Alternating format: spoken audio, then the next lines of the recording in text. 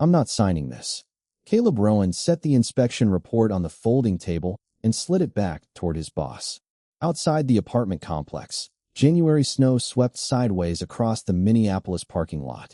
Inside, portable heaters hummed while contractors hurried through the final hours before the building's scheduled reopening. Marissa Vale looked from Caleb to the unsigned clearance. The residents start moving back Monday. I know. The contractor says the fire door is fixed. The contractor isn't putting his name on this. I am. Caleb was 41, a commercial building safety inspector, and a single father who had learned to organize life in 15-minute blocks. That morning he'd scraped ice from his windshield at 6:10, packed Molly's lunch at 6:25, and dropped his 10-year-old daughter at school with exactly 4 minutes to spare.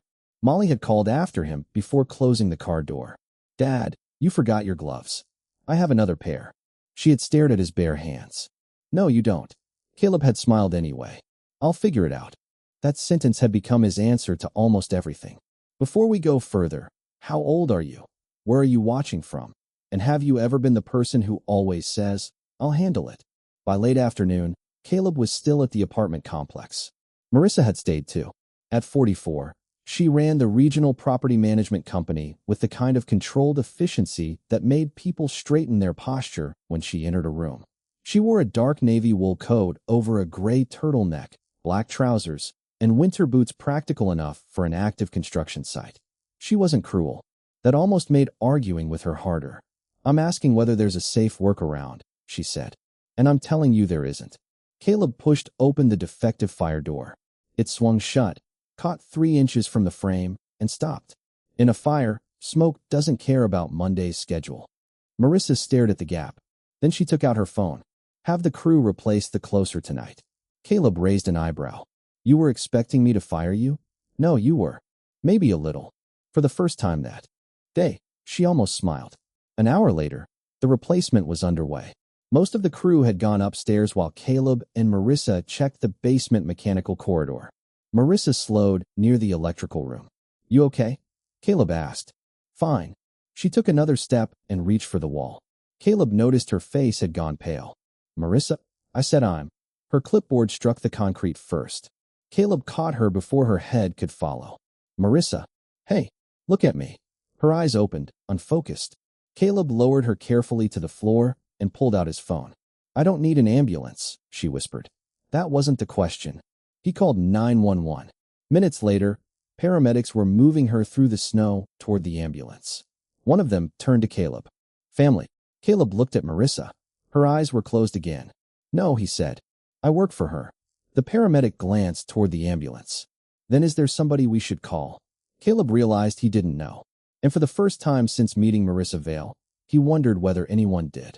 Caleb rode in the front of the ambulance because there wasn't room for him in back. That fact bothered him more than it should have. Through the small window behind the driver's seat, he could see flashes of Marissa's navy coat beneath a gray blanket while the paramedics checked her blood pressure and asked questions she answered only half the time. By the time they reached the emergency department, Caleb had already texted Molly. Work emergency. Mrs. Jensen will pick you up from after-school care. I'll call soon. His neighbor replied before Molly did. Got her. Don't worry. Caleb stared at those last 2 words. He worried anyway. Inside the hospital, fluorescent lights replaced the blue-gray Minnesota evening. Caleb stood near registration with melting snow darkening the shoulders of his work jacket. A nurse finally approached him. She's stable. The doctor is evaluating her now. Can I see her? Are you family? No. I'm her employee. The nurse gave him a polite look that suggested his role in the situation had technically ended. Caleb understood. He should leave. Molly was waiting. His inspection report still needed to be filed. The replacement fire door closer had to be checked tomorrow. Then a registration clerk stepped into the hallway. Mr. Rowan? Caleb turned. She asked if you were still here. 20 minutes later, he found Marissa sitting upright in a hospital bed, looking irritated by the blood pressure cuff around her arm. You stayed, she said. You collapsed on concrete. I noticed. Good. Memory's working. She gave him a tired look. The doctor had ruled out several immediate dangers, but dehydration, exhaustion, and an abnormal heart rhythm meant she would remain for monitoring and additional tests. Caleb pulled a chair closer. Who should I call? No one. Marissa, there's no one you need to call. That wasn't what I asked. Her expression tightened. Before she could answer, a registration employee entered carrying a clipboard. I just need to confirm some information. Marissa took the form. Caleb stood. I'll give you some privacy. Stay. The word came quickly enough to stop him. So he turned toward the window instead. Behind him came the soft scratch of a pen. Address. Insurance. Primary physician. Then silence. Long enough that Caleb finally glanced back. Marissa was staring at one line. Emergency contact. The space beneath it was blank. Caleb watched her thumb move slowly against the pen. For a woman who could approve multi-million-dollar property decisions before breakfast, the empty line seemed strangely difficult. The clerk waited. Ms. Vale. Marissa lowered the pen. She wrote something. Then she handed the clipboard back. The clerk scanned it. Caleb Rowan? Caleb looked up. Yes. Is this still your current cell number? She read the last 4 digits. Caleb recognized them immediately. His eyes moved to Marissa. She didn't look away. You put me down as your emergency contact? Yes. Why?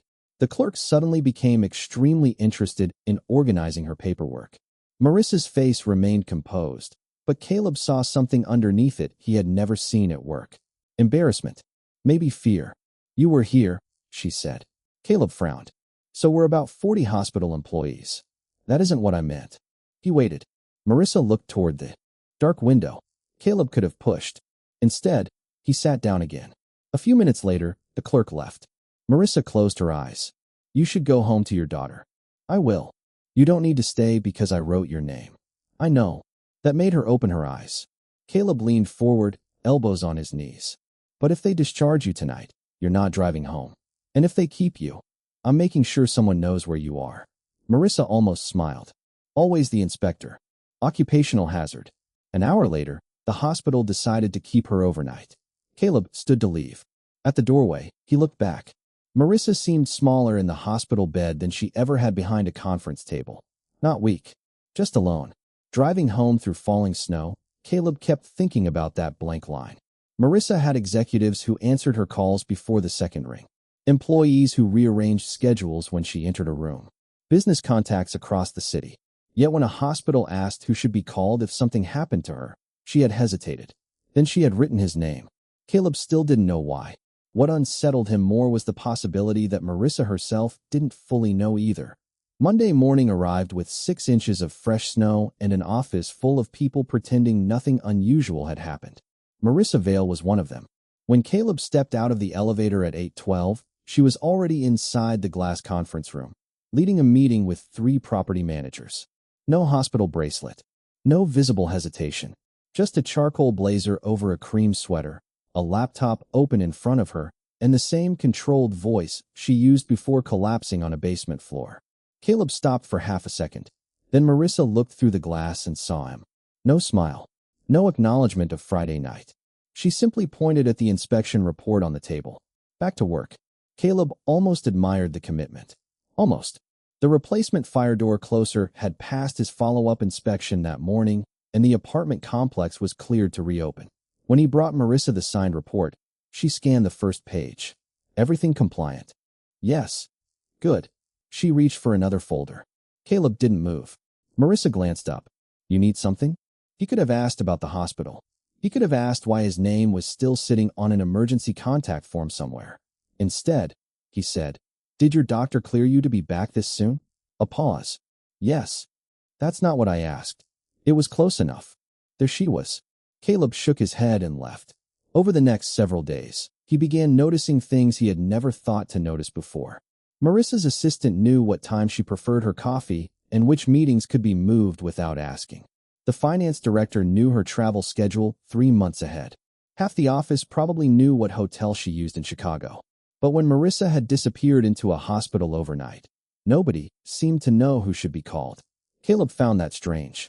Then, Wednesday afternoon, Marissa noticed something about him. His phone rang during a site planning meeting. He checked the screen. Molly's school. Sorry, I need to take this. He stepped into the hallway. Molly had forgotten her science project at home. Caleb closed his eyes. The model bridge was sitting on their kitchen table. I'll handle it, he told her. He rearranged an inspection, drove home, delivered the project, and returned 40 minutes late. That evening, Marissa found him finishing paperwork alone. You know someone else could have covered that inspection. I handled it. So I noticed. Caleb looked up. What does that mean? Nothing. It didn't sound like nothing. Marissa leaned against the doorway. You have an answer for everything. Usually. No. You have the same answer for everything. Caleb frowned. Marissa lowered her voice slightly. I'll handle it. The words landed harder than he expected. He leaned back. That's called being a parent. Maybe. You wouldn't understand. He regretted it immediately. Something changed in her expression, but only for a second. Caleb started to apologize. Marissa straightened. Good night, Caleb. She walked away. At home, Molly was sitting at the kitchen table painting the last section of her bridge. You saved me today, she said. Caleb opened the refrigerator. That's my job. Molly considered that. Who saves you? He looked over the refrigerator door. What? When you mess something up. I don't mess things up. Molly laughed. Caleb smiled despite himself. Later, after she went to bed, he stood alone in the kitchen washing 2 plates. He thought about Marissa staring at that empty emergency contact line. Then he thought about his own phone. Mrs. Jensen downstairs could help occasionally. A few co-workers would cover an inspection. There were parents from Molly's school he could call in a real emergency. Probably. But Caleb couldn't remember the last time he had actually asked anyone. He had spent days wondering how a woman surrounded by hundreds of employees could end up with nobody to write on a hospital form. Standing in his quiet kitchen, Caleb failed to notice the uncomfortable truth forming right beside that question. Marissa wasn't the only person who had built a life where being needed felt safe, and needing someone else did not. The snow started before lunch and kept coming. By 2 o'clock, Minneapolis schools announced an early dismissal. Caleb was standing inside a half-renovated office building when his phone buzzed. He read the message twice. Molly needed to be picked up by 3. Caleb checked the time, then called the contractor scheduled to meet him at 4. I need to move our inspection. Again. Caleb hated that word. I'll make it work. 20 minutes later, he was back at the office grabbing paperwork when Marissa stepped out of her conference room. She wore a dark green wool coat and carried gloves in one hand. School closing. Caleb looked at her. How'd you know? Half the parents here are leaving. I've got it handled. Marissa studied him for a moment. I could have someone cover the inspection. No, I wasn't ordering you. I know. Do you? Caleb zipped his coat. Marissa seemed ready to say something else, then stopped herself. Do you want help? She asked. Or do you want me to stay out of it? The question surprised him. Not because of what she offered, because she gave him a choice. Stay out of it. Marissa nodded once. Okay. No argument. No executive solution. No phone call made behind his back. Caleb left. The drive that normally took 25 minutes took nearly an hour. Snowplows crawled through traffic while Caleb watched the dashboard clock and tightened his grip on the steering wheel. He reached Molly's school 12 minutes before the deadline. She climbed into the truck wearing a purple knit hat and carrying her backpack against her chest. Everything okay? Perfect. She looked through the windshield at traffic barely moving. Doesn't look perfect. Caleb laughed. Smart kid. He got Molly home safely, but the afternoon inspection was canceled. The contractor couldn't reschedule until the following week. That night, Caleb stood at the stove making grilled cheese while Molly worked on math homework. You missed work because of me? I moved something. Was it important? Not more important than you. Molly was quiet. Then she asked, couldn't somebody else have picked me up? Caleb flipped a sandwich. I had it handled. She sighed. What? You always say that. Caleb turned. Molly rested her chin in one hand. Dad, why do you always say we're fine before you know if we're fine? He opened his mouth. Nothing came out. Later, after Molly was asleep, Caleb checked his work calendar. 3 appointments had been moved because of one afternoon. He could fix it. He always did. But for the first time, the sentence didn't sound reassuring. His phone lit up with a message from Marissa. Everyone home safe? Caleb typed, yes. Then, after a moment, thanks for asking instead of deciding. 3 dots appeared. I'm practicing. Caleb smiled despite himself. He put the phone down and looked toward Molly's bedroom. Maybe Marissa wasn't the only one who needed practice. 3 days later, Caleb found himself sitting in the school nurse's office with Molly's winter boot resting on a chair. Her ankle was wrapped in an ice pack. It looks worse than it is, the nurse said. She slipped near the playground entrance. I don't see anything suggesting a serious injury, but she should stay off it today. If the swelling gets worse, have her evaluated. Molly looked embarrassed. I wasn't running. Caleb raised an eyebrow. I was walking fast. Of course. He had been inspecting a parking structure across town when the school called. He left immediately, telling his co-worker he'd finished the report that evening. Again, the nurse handed him a form. Just update the contact section before you leave. We noticed there's only one backup person listed. Caleb looked down. Parent/guardian, Caleb Rowan. Underneath, secondary emergency contact, Patricia Jensen. Mrs. Jensen was 72 and lived downstairs. She adored Molly, but she didn't drive after dark anymore and had recently started spending several weeks at a time with her sister in Wisconsin. The nurse pointed to the next blank line. Anyone else we can add? Relative? Close friend. Caleb held the pen over the paper. His parents were gone. Molly's mother had died years earlier. His older brother lived more than 1,000 miles away and traveled constantly for work. There were co-workers, neighbors, parents he knew from school events, people who would probably help, but probably wasn't a phone number. Mr. Rowan? Caleb stared at the empty line. And suddenly, he wasn't sitting in a school nurse's office. He was back at the hospital. Marissa was holding a clipboard. A clerk was waiting. Caleb had wondered how someone surrounded by people could have nobody to write down. Now a blank line was asking him the same question. I'll update it later, he said. The nurse nodded without judgment. That's fine. On the drive home, Molly sat in the passenger seat with her leg stretched carefully forward. You're doing the face. What face? The one where you're arguing with yourself. Caleb glanced at her. I don't have that face. You definitely do. He smiled, but Molly kept watching him. Who were you supposed to write? Nobody. That seems bad. Thank you for the professional assessment. You're welcome. At home, Caleb helped her onto the couch and brought her a blanket. Then he opened his laptop at the kitchen table. The unfinished inspection report waited on the screen. His phone buzzed. Marissa. He hesitated before answering. Hey, your co-worker said you left the site suddenly. Is Molly okay? Caleb looked toward the couch. She slipped at school. Minor ankle injury. Does she need anything? There it was again. Not I'll send someone. Not I've taken care of it. A question. No. She's okay. A pause. And you? Caleb almost gave his automatic answer. Fine. Handled. No problem. Instead, he looked at the half-finished report. I'm behind. Marissa didn't immediately solve it. What would help? Caleb rubbed a hand over his face. I don't know. That can be an answer. He leaned back. Can tomorrow morning's inspection be moved to 10? I want to make sure Molly can walk comfortably before school. Yes. That's it. Then that's what I'll do. Caleb waited for more. There wasn't any. Thanks. You're welcome. Before hanging up, Marissa said, Caleb? Yeah. The hospital form. He went still. I've been meaning to explain that. You don't have to.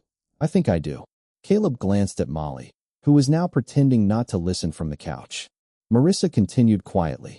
I wrote your name because when I couldn't make decisions for myself, you made the decisions that kept me safe. And afterward, you didn't use that moment to make me feel weak. Caleb said nothing. I didn't know who else I trusted with that version of me. Her words settled into the room. Not romance. Not gratitude. Something quieter. Trust. Caleb looked at Molly's school form sticking halfway out of her backpack. The empty emergency contact line suddenly felt heavier. I understand, he said. After the call ended, Molly looked over. Was that your boss? Yes. The one who asked if you needed help? Yes. Molly thought for a second. You could put her on my form. Caleb nearly laughed. It doesn't work like that. Why? Because she's my boss. So. Caleb opened his mouth. Molly shrugged. You trust her, right? He looked down at his phone. The answer came surprisingly easily. Yes. But Caleb didn't reach for the school form. Not yet. Trusting someone and asking them to become part of your life were different things. For years, Caleb had believed strength meant making sure Molly never had to wonder whether he could handle everything. Now he was beginning to understand the flaw in that promise. If he taught his daughter that strong people never needed anyone, she might grow up believing the same thing.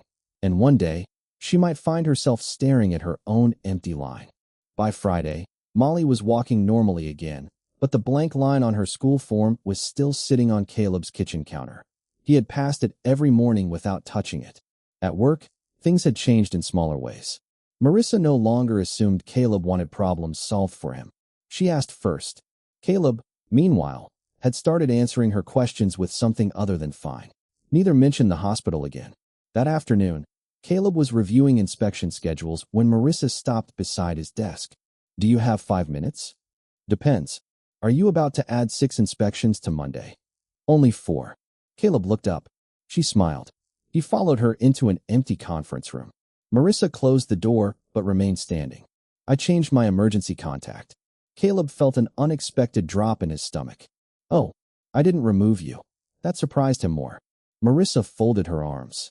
I added my cousin in Denver as the secondary contact. We hadn't spoken much in the last few years. Caleb nodded slowly. What changed? You asked who I could call. I remember. I didn't like my answer. There was no dramatic confession in her voice. No attempt to turn the moment into something larger. I called her, Marissa said. We talked for almost 2 hours. How'd that go? She cried. Then I cried, which was deeply inconvenient. Caleb laughed. Marissa smiled, then grew serious.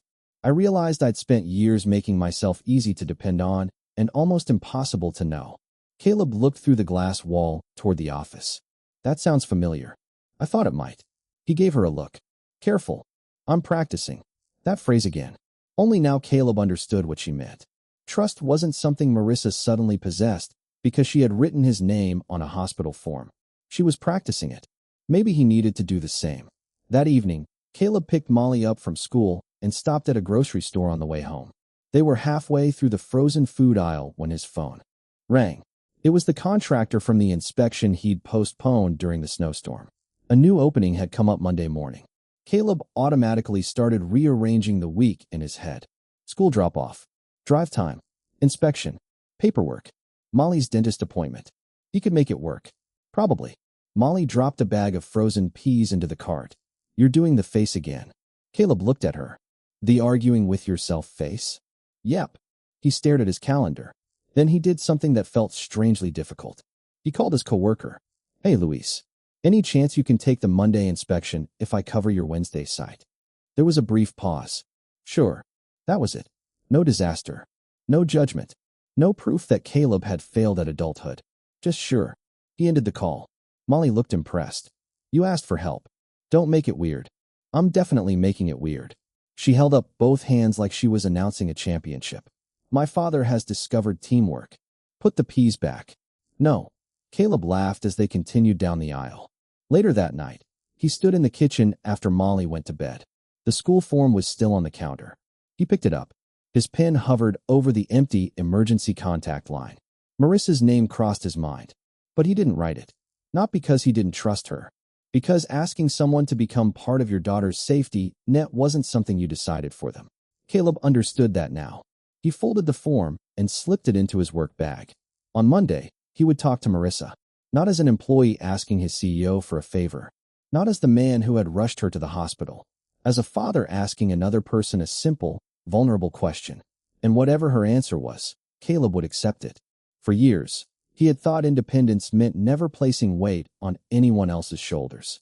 Now he was beginning to see another possibility. Maybe trust wasn't handing someone your burden. Maybe it was asking whether they were willing to help carry one corner of it. Caleb never got the chance to ask Marissa about Molly's school form on Monday. At 8:37 that morning, his phone rang while he was walking through a senior housing complex scheduled for its final safety inspection. Molly's school. He answered immediately. Mr. Rowan, Molly has a fever. It's 102.1. She needs to be picked up. Caleb stopped in the middle of the hallway. Is she okay? She's resting with the nurse. She's uncomfortable, but she's okay. I'll come get her. He hung up and checked the time. The inspection was scheduled to begin in 23 minutes. Residents had been temporarily relocated during renovations. Passing today's inspection meant they could begin returning to their apartments tomorrow. Canceling wouldn't ruin anyone's life, but it would delay dozens of people who had already been waiting. Caleb called Luis. Voicemail. He called another inspector, already assigned across town. Then he opened his calendar and started doing what he always did. Drive to school. Pick up Molly. Bring her home.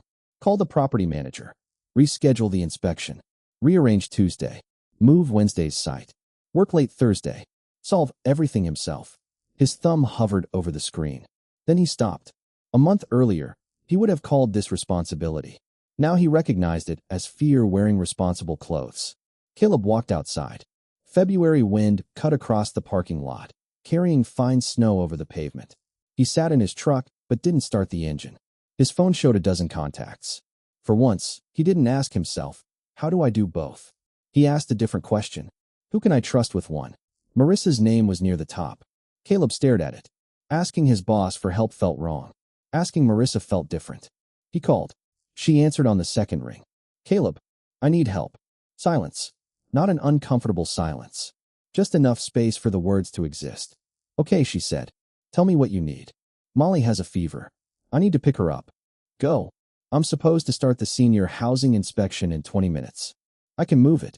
No, Caleb closed his eyes. There it was, the exact problem they had been learning to avoid. I don't want you to fix this for me. Okay. I need about an hour. Can you stay at the office and handle communication with the property team while I pick Molly up and figure out childcare? Tell them I'll call personally once I know whether I can return. Marissa didn't offer a driver. She didn't send an assistant for Molly. She didn't use her title to erase the problem. Yes, she said. I can do that. Caleb exhaled. Thank you. Caleb. Yeah. You asked. He almost laughed. Don't make it weird. I learned that line from Molly. You two are becoming dangerous. Caleb drove to the school. Molly was curled up on a cot beneath a thin blanket when he arrived. Hey, kiddo. She opened tired eyes. Did I mess up your work again? The question hit him harder than expected. Caleb crouched beside her. No, but you had something important. I did. What happened? I asked somebody to help me. Even sick, Molly managed a small smile. Wow. Don't start. On the drive home, Caleb realized something had shifted. Nothing had magically become easier. He still had an inspection to finish, a sick daughter to care for, and decisions waiting for him. But for the first time in years, asking for help had not made him feel smaller. It had simply made the load possible to carry. And somewhere downtown, Marissa was doing exactly what he had asked. No more, no less. By noon, Molly's fever had dropped to 100.4. She was asleep on the couch beneath her favorite blue blanket when Caleb's phone vibrated. Marissa. He stepped into the kitchen before answering. How is she? Better. Sleeping. And you? Caleb glanced at the coffee he had reheated twice without drinking. I've looked better. Marissa laughed softly. The property manager understands. Luis can take over the inspection at 1 if you send him your notes. Caleb's first instinct was immediate. I can probably get back there myself. Silence. He caught himself. Sorry. Want to try that again? Caleb looked toward the couch. Yes. Luis should take it. I'll tell him. No, I will. Marissa paused. Fair. That mattered. She was helping without taking ownership of his responsibilities. Caleb called Luis, walked him through the inspection notes, then emailed the supporting photographs and checklist. Nothing collapsed because Caleb stayed home. The building did not fall apart. His career did not disappear. At 3, Molly woke hungry and demanded toast cut diagonally because, according to her, rectangles tasted worse when you were sick. Caleb was standing at the counter when the doorbell rang. He opened the door and found Marissa in a black wool coat, snow dusting her shoulders. She held a paper grocery bag. Caleb stared at her. What are you doing here? Before you get defensive, you gave HR your address. That doesn't answer the question. I brought soup. From the couch, Molly called. What kind? Marissa leaned slightly around Caleb. Chicken noodle. You can come in. Caleb looked back at his daughter. Good to know I still control the front door. You were taking too long. Marissa smiled. 5 minutes, she said. Then I'm leaving. Caleb stepped aside. She removed her boots near the entrance and carried the bag into the kitchen. Inside were soup, crackers, orange juice, and a box of herbal tea. No expensive gifts. No private doctor. No executive assistant waiting downstairs. Just groceries. Molly studied her from the couch. You're the hospital lady. Marissa stopped. Caleb nearly dropped the soup. Molly. What? You told me. Marissa recovered first. I suppose I am. You wrote Dad's name on your emergency form. Molly. Marissa looked at Caleb. You really tell her everything. Apparently too much. Molly pulled the blanket higher. Dad has an empty line too. Caleb closed his eyes. There it was. Marissa's expression changed. Molly. What? You are definitely going back to school tomorrow. I'm sick.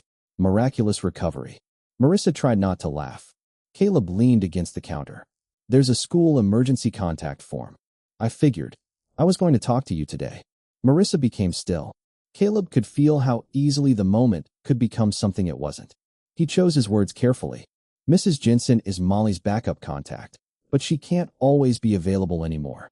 I've been trying to build a better support system instead of pretending I can cover everything myself. Marissa nodded. I wanted to ask whether you'd be comfortable being listed as an additional emergency contact. Molly watched both. Adults in complete silence now. Caleb continued. You can say no. It won't affect work. It won't change anything between us. Marissa looked toward Molly.